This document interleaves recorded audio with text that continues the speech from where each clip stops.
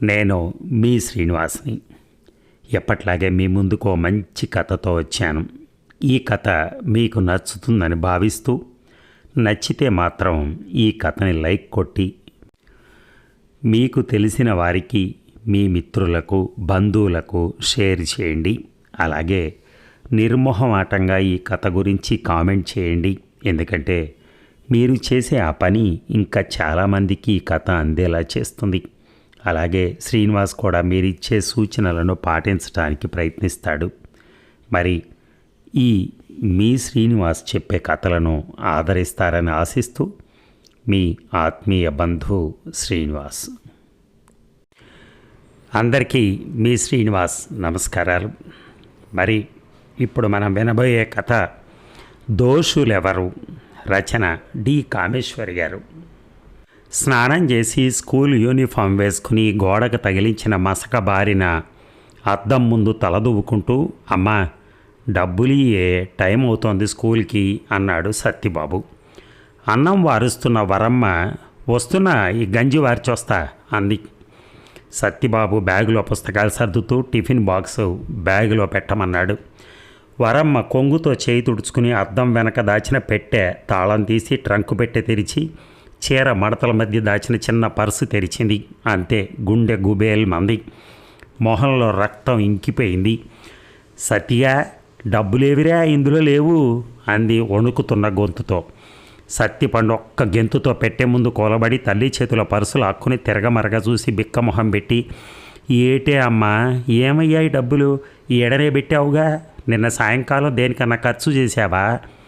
వరమ్మ మొహంలో రక్తం పొంగింది. ఒక్క ఉదుటున లేచి, ఇంకేటవుతుందిరా దొంగ సచ్చినోడు పట్టుకుపోయాడు రా, నా మతి మండ, ఆ తాళం అక్కడ పెట్టింది చూసినట్టున్నాడు. ఓరే నాయనో, నేనెట్ట సావాలరా? తల మొత్తుకుంటూ గుమ్మం బయట అరుగు మీద నులకమచ్చంలో వళ్ళెరక్కుండా తాగి పడుకున్న నరసింహులు తల మీద మొత్తి, సచ్చినాడ లేరా, పిల్లగాని పరీక్ష ఫీజు కట్టాలని పెట్టిన డబ్బులు అట్టుకుపోయావరా నీ జెమ్మడ. పిల్లాడు చదువుకుని బాగుపడాలని రెక్కల ముక్కలు చేసుకొని 6 ఇల్లు పనిచేసి ఆడిని చదివిస్తున్నారా? ఆ డబ్బు కూడా బట్టకపోయి తాగొచ్చావా రాత్రికాడే? నాకు రాత్రికాడే అనుమానం వచ్చింది, డబ్బులు ఎక్కడ తెచ్చి తాగావు అని. నా కొంపగూల్చి డబ్బులు అట్టుకుపోయావని కనుక్కోలేకపోయా. లేవరా లే. మొగుణ్ణి గుంజి గుంజి లాగి కింద పడేసింది. కళ్ళు తెరిచి అయోమయంగా చూస్తున్న నరసింహులు జుత్తు పట్టుకుంది. నా డబ్బులు ఇయ్యరా ఉగ్రరూపంతో అంది. ఏహే వదలవే, ఏటే మొగుడినే కొడతావా? నీ పొగరు దించుతా. తూలిపోతూ పౌరుషంగా లేవబోయి మళ్ళీ కూలబడ్డాడు. అరే ఆడి బాబువేనా అసలు? ఆడి మొహం చూడరా, పిల్లాడు కష్టపడి పరీక్ష రాయటానికి తయారవుతున్నాడురా. ఈ ఏళ పరీక్ష ఫీజు కట్టాలరా. పెద్ద గొంతుతో శోకాలు పెట్టసాగింది.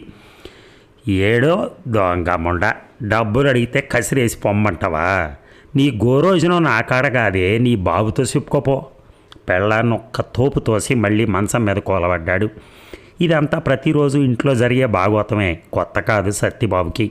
అమ్మా ఇప్పుడు ఎలాగే ఈ ఏళ ఆఖరి రోజు ఫీజు కట్టడానికి, ఈ ఏళ కట్టకపోతే పరీక్ష కూర్చొనియరే. కళ్ళ నీళ్లు తిరిగాయి సత్తిబాబుకి. వరమ్మ తల బాదుకుంది. ఏటి చెయ్యనురా నా కర్మ, ఈడింత పని చేస్తాడనుకోలేదు. కొంగునన్నా కట్టుకున్నాను కాదు. నేను స్కూలుకు పోను, ఇంకెందుకు వెళ్ళటం, పరీక్ష రాయనియరు.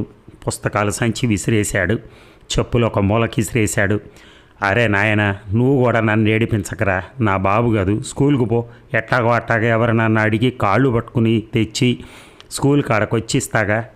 ఎల్లరా బాబు, నా మాటినుకో, ఏడాది చదువంతా పోతుంది. ఎల్లరా నాయన కాదు. 10వ క్లాస్ చదువుతున్న 15 ఏళ్ల కొడుకుని చంటి వాళ్ళ దగ్గరికి తీసుకుని బతిమాలి లేపి స్కూల్ బ్యాగ్ అందించింది. ఈ ఏళ మధ్యాహ్నం లోపల రావాలే, ఆనక పుచ్చుకోరు. సత్యబాబు పుస్తకాల సంచి తగిలించుకుని చెప్పులు వేసుకుని బయటికి వెళ్ళిపోయాడు. ఇక ఒరే సత్తి వెనక నుంచి అరుచుకుంటూ పరిగెత్తుకొచ్చాడు వెంకటేషు. ఏట్రా పిలుస్తుంటే ఆగవు, వినిపించుకోవు అని భుజం పట్టుకున్నాడు. సత్యబాబు చొక్కా చేతిలో కళ్ళు తుడుచుకుని, ఈనపడలేదురా అన్నాడు. ఏట్రా ఏటైంది, ఏడుస్తున్నావు ఎందుకురా, మీ అయ్య తిట్టాడా?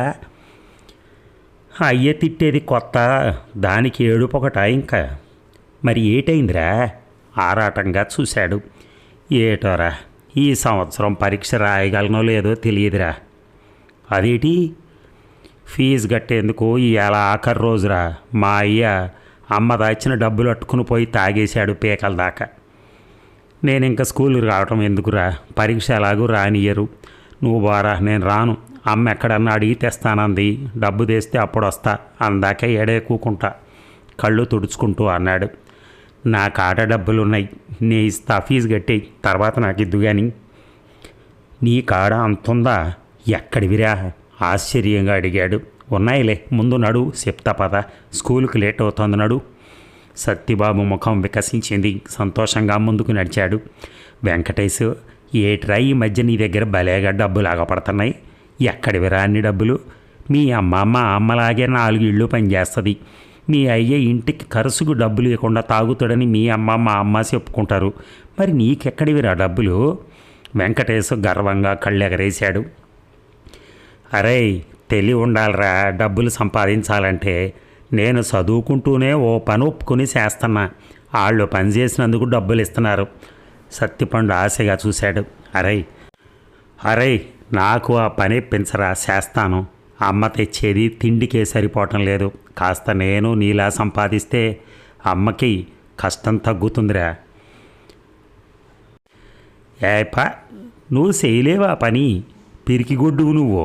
ధైర్యం ఉండాలి, తెలివి ఉండాలి. అందరూ చేయలేరురా పని. ప్లీజ్ రా. ఒరే, ఎంత కట్టమైనదన్నా చేస్తా. స్కూల్ కాడి నుంచి వచ్చి ఎంతసేపన్నా చేస్తా. వద్దురా బాబు, ఇది రహస్యం, ఎవరికి తెలిసి చేసే పని కాదు. వాళ్ళు నన్ను చంపుతారు చెబితే. వదిలి, ఇదిగో ముందు పరీక్ష ఫీజు కట్టేసిరా. జేబులోంచి డబ్బు తీసిచ్చాడు. వాడి చేతికి కొత్తగా రిస్ట్ వాచ్ మెరిసింది. ఇది ఎక్కడిదిరా? కొత్తదా? కొన్నావా?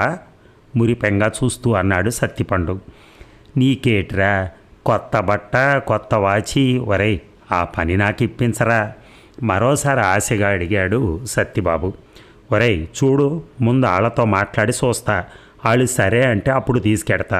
చూడు, ఇది ఎవరితో, మీ అమ్మతో కూడా చెప్పకూడదు. చెప్పావో అంతే సంగతులు.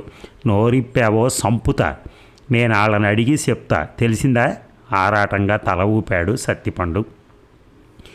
ఇక సత్తిగా, ఇప్పుడు నిన్ను ఒక చోటకి తీసుకెళ్తా. వాళ్ళు అడిగిన దానికి సమాధానం చెప్పు, అంతే. ఒక్క మాట కూడా వద్దు, తెలిసిందా? మర్నాడు ఇద్దరు కలిసి స్కూలుకు ఒక పర్లాంగ్ దూరంలో ఉండే పాన్ షాప్కి వెళ్ళారు. వెంకటేష్ తనకి సత్యబాబుకి 2 కూల్ డ్రింకులు తీసుకున్నాడు. తాగుతూ పాన్ షాప్ అతనితో, అంకుల్, నేను చెప్పిన సత్యబాబు ఇతడే. అతను సత్యబాబు వంక చూసి చూడనట్టుగా కిళ్ళీలు కడుతూనే ఉన్నాడు. చెప్పింది సరిగా చేస్తాడా? అంతా వివరంగా చెప్పావా లేదా? నోరు ఇప్పకూడదని పనిచేసేటప్పుడు జాగ్రత్తలు చెప్పావా మరి? అన్నీ చెప్పా, మళ్ళీ చెబుతా.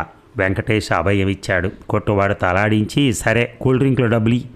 వెంకటేష్ డబ్బులు ఇచ్చి పోదాం అని సత్యబాబు భుజం చుట్టూ చేయి వేశాడు. స్కూలు ప్లేగ్రౌండ్లో కూర్చున్నాక, ఏట్రా నేనేం పని చేయాలా? జీతం ఎంతో ఏటి మాట్లాడలేదు? ఆరాటంగా అడిగాడు. ఇది నెల జీతం పని కాదు. ఏ రోజు పని చెప్తారో పని అవ్వగానే డబ్బులు ఇస్తారు, అంతే లెక్క. మరి ఏ పని చెప్పనే లేదు? నేను చెప్తా, సరిగా ఇనుకో. నువ్వు స్కూల్కి వెళ్ళేటప్పుడో వచ్చేటప్పుడో తోవలో ఎవడో వచ్చి నీకు ఓ ప్యాకెట్ ఇస్తాడు. ప్యాకెట్టా? ఏం ప్యాకెట్టు? అది నీకు అనవసరం. అది తీసుకెళ్ళి వాళ్ళు చెప్పిన పాన్ షాపులో ఎవరో చూడనప్పుడు ఇచ్చి నీ పాటికి నువ్వు వెళ్ళిపోవాలా. ఆడే నీకు ఇవ్వాల్సిన డబ్బులు ఇస్తాడు. ప్యాకెట్ ఇచ్చేటప్పుడు షాపులో ఎవరూ లేనప్పుడు, చుట్టుపక్కల ఎవరో చూడనప్పుడు చుట్టూ మామూలుగా గమనించి ఏ చాక్లెట్లో సోడానో కొనుక్కుంటూ ఈ ప్యాకెట్ను వారికి అందించేయాలి. వాడు కూల్ డ్రింక్ డబ్బులు తీసుకుంటూ నీ గుప్పెట్లో వాడిచ్చే డబ్బు పెట్టేస్తాడు చిల్లరిచ్చినట్టుగా. అర్థమైందా? రేపు నిన్ను తీసుకెళ్ళి చూపిస్తా. భయపడకూడదు, గాబరా పడకూడదు. మామూలుగా వెళ్ళి ఇచ్చేసి వెళ్ళిపోవటమే. చాక్లెట్లో బిస్కెట్లో కొనుక్కున్నావని అందరూ అనుకోవాలి. ఏంట్రా ఇది? వింటే భయంగా ఉంది. ఆ ప్యాకెట్లో ఏముంటుంది? ఏవో నాకు తెలియదు. వాళ్ళు ఇమ్మన్న చోట ఇస్తే డబ్బు 200 ఇస్తామన్నారు. డబ్బులు వస్తాయని ఒప్పుకున్నా. నీకు కావాల్సింది డబ్బు, మిగతాది అనవసరం. సరేనా? చేయగలవా? భయమైతే చెప్పు. చిన్న పుస్తకం సైజు ప్యాకెట్ అంతే. లేదు చేస్తాను, డబ్బు కావాలి నాకు. సరే, రేపు చూపిస్తావు. 10 నిమిషాల ముందు బయలుదేరాలి స్కూల్కి. ఇక వారం గడిచింది. పనిలో చేరిన రోజు 200 చేతిలో పడగానే రాజ్యాలు దక్కినంత సంబరపడిపోయాడు. తల్లికి ఒక 100 రూపాయలు చేతిలో పెట్టాడు. ఏడవిరా ఈ డబ్బులు? ఆశ్చర్యం, ఆనందంతో పాటు అనుమానంగా అడిగింది. అమ్మా, మా స్కూల్లో 8వ క్లాస్ చదివే అబ్బాయికి లెక్కలు నెల రోజులు చెప్పా. వాడికి బోలే డబ్బుంది. 100 రూపాయలు ఇచ్చాడు ఈవేళ సంతోషంగా. వెంకటేష్ చెప్పిన పాఠం వల్లే వేశాడు. మా నాయనే, మా బాబే, నువ్వే ఉంచుకోరా, చెప్పులు అరిగిపోయాయన్నావు కదరా, కొనుక్కో అంది ప్రేమగా. అందుకే ఈ మధ్య ఆలస్యంగా వస్తున్నావు, పోనీలే 4 డబ్బులు సంపాదించుకో, నీ ఖర్చులుకుంటుంది అంది సంబరంగా. ఆ తల్లి సంబరం మరో 3 రోజులకే ముక్కలైంది. ఆ రోజు సాయంకాలం వీధరుగు మీద కూర్చుని ఇరుగమ్మతో కబుర్లు ఆడుకుంటూ ఉల్లిపాయలు దొరుక్కుంటుంటే పక్కింటి 12 ఏళ్ల చంటిగాడు వగర్చుకుంటూ వచ్చాడు.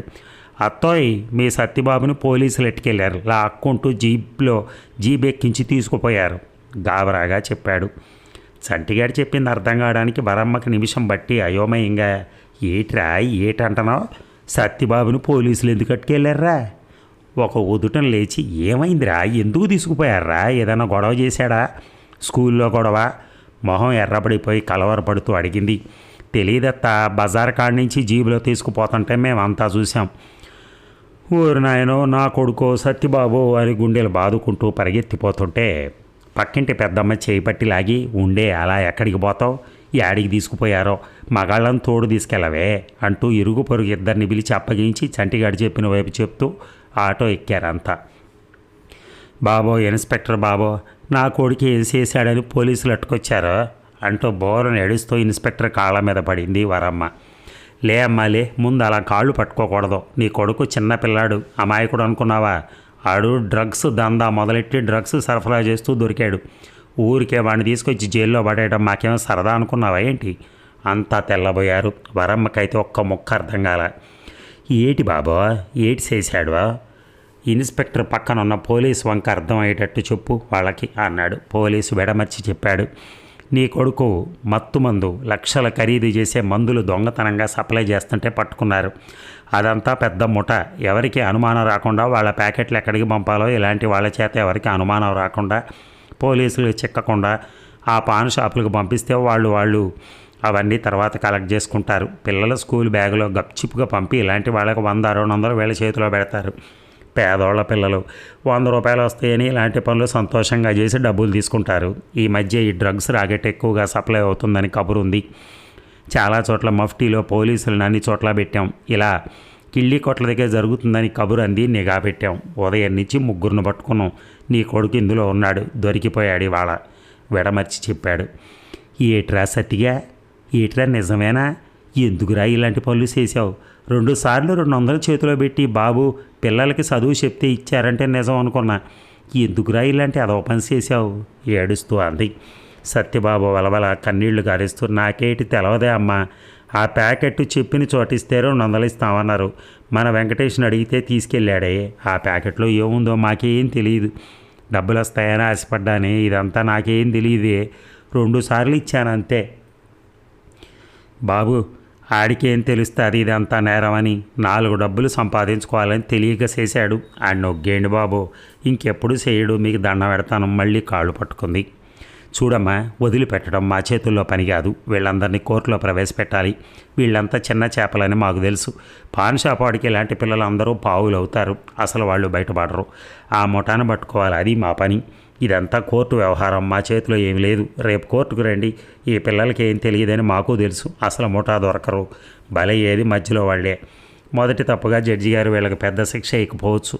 రేపు వచ్చి జడ్జి గారికి మొరబెట్టుకోండి అని అన్నాడు ఇన్స్పెక్టర్ దయగా. ఇక చూడమ్మా, ఏడ్ చేయని లాభం లేదు. సత్యబాబు ఎంతో తెలివిగా చదువుకుంటూ పైకి వస్తాడనుకున్నాను. కాస్త డబ్బులు కాశపడి చిక్కుల్లో పడ్డాడు. వీడు అందులో చేరి వారం రోజులు అయింది కనుక మొదటి తప్పు కనుక జడ్జి దయతలిచి శిక్ష వేయకపోవచ్చు. రేపు కోర్టులో ప్రవేశపెట్టే వరకు ఏం చేయలేం. ఈ రాత్రి వాడు రిమాండ్లో ఉండక తప్పదు. వీడితో వెంకటేష్ కూడా ఉన్నాడుగా, ధైర్యంగా ఉండు, ఏడ్చి లాభం లేదు.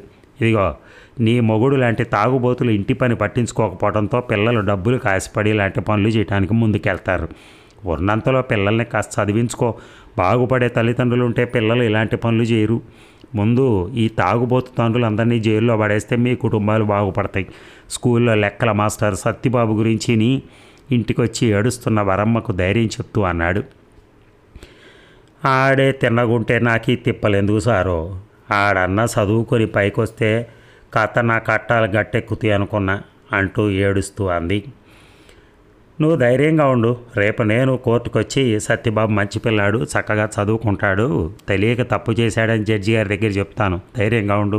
జేబులోంచి ఒక 100 రూపాయలు ఆమె చేతికిచ్చి చుట్టూ మూగి ఉన్న జనాన్ని చూశారుగా, మీ పిల్లల్ని జాగ్రత్తగా చూసుకోండి, పిల్లలకి మంచి చెడ్డ చెప్పి కష్టపడి చదివించుకోవాలి, అందరికీ చెప్తూ మాస్టారు నేరం ఒకరిది శిక్ష మరొకరిది అనుకుంటూ రేపటి ఉదయం కోసం ఆశగా ఎదురు చూడటం మినహా చేయగలిగింది ఏమీ లేదని ఆయనకి తెలుసు.